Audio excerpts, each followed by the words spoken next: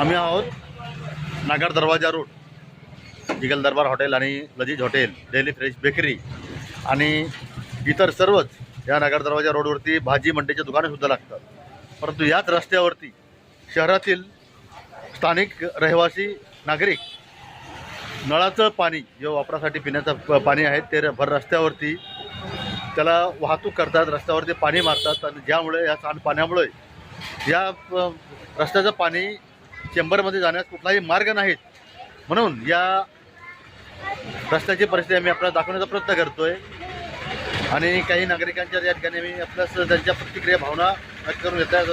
आपल्या आता पाठीमागील चित्रामध्ये आपण बघत आहात या मुख्य रहदारीचा हा रस्ता आहे आणि या रस्त्यावरती स्थानिक नागरिक पाणी मारतात. म्हणून नगर परिषद येवला यांनी त्वरित दखल घेऊन या संबंधित पाणी कुठून येतं, कसं येतं याची चौकशी करून त्यांना प्रतिबंधित करण्यात यावं अशी आम्ही पोलीस टाइम न्यूजच्या माध्यमातून आपल्या समस्या निदर्शनास आणून देत आहोत.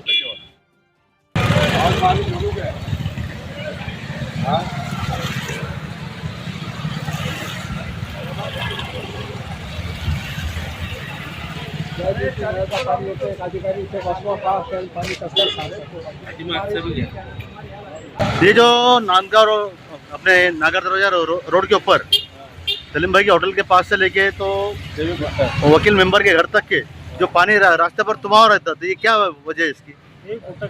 ये रोड पे पानी डाल देते लोग, नल का पानी जब नल का पानी आएगा, रोड पे पानी आएगा तो चेंबर में पानी जाता नहीं किधर से?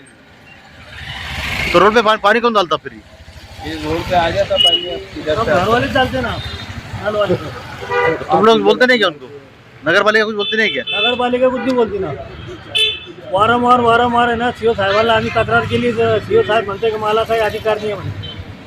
आम्ही हा ईगल हॉटेल पासून इतर ठिकाणी सुद्धा आम्ही दाखवण्याचा प्रयत्न करतोय की 12 महिने या रस्त्यावरती पावसाळ्याचं सारखंच पाणी तुंबलेलं असतं. कॉलेजचे लोक येते जाते, शाळेचे मुलं येते जाते, त्यांना यायला जायला खूप त्रास होतो. दुकानदारी ते धंदे पाणीवाले ते गिरेका लोक येत नाही. वारंवार सीओ साहेबांना आम्ही जाऊन तक्रार केली. सीओ साहेब त्याच्यावर काय ॲक्शन घेते ते म्हणे आम्हाला काही अधिकार नाही आहे. तर मग अधिकार कोणाला आहे ते कळावा आम्हाला. आपण बघतोय पावसाळा, हिवाळा आणि उन्हाळा, परंतु या हिवाळ्यामध्ये या नागर दरवाजा रोड या ठिकाणी आम्ही आपल्याला दाखवण्याचा प्रयत्न करतोय की या ठिकाणी हिवाळ्यामध्ये पावसाळ्याच्या सदृश्य अशी परिस्थिती नगरपालिकेच्या दुर्लक्षामुळे या ठिकाणी आपल्याला बघायला मिळत आहेत. यापूर्वी ठीक आहेत, नगरपालिकेच्या निवडणुका चालू होत्या आणि आता निवडणुका संपल्या आणि निवडणुका संपल्यानंतर सर्वच नगरसेवक, लोकप्रतिनिधी सर्वच गायब झाले आणि या रस्त्यावरील परिस्थिती जैसे ते आपल्यास बघायला मिळत आहेत. तर यासाठी नगरपालिका प्रशासनाने त्वरित लक्ष देऊन या समस्या निवारण कराव्या आणि रस्त्यावरती हे पाणी येतं कुठून आणि रस्त्यावरील पाणी वाहतूक होती कुठून याचा शोध घेऊन त्वरित उपाययोजना करावी. धन्यवाद.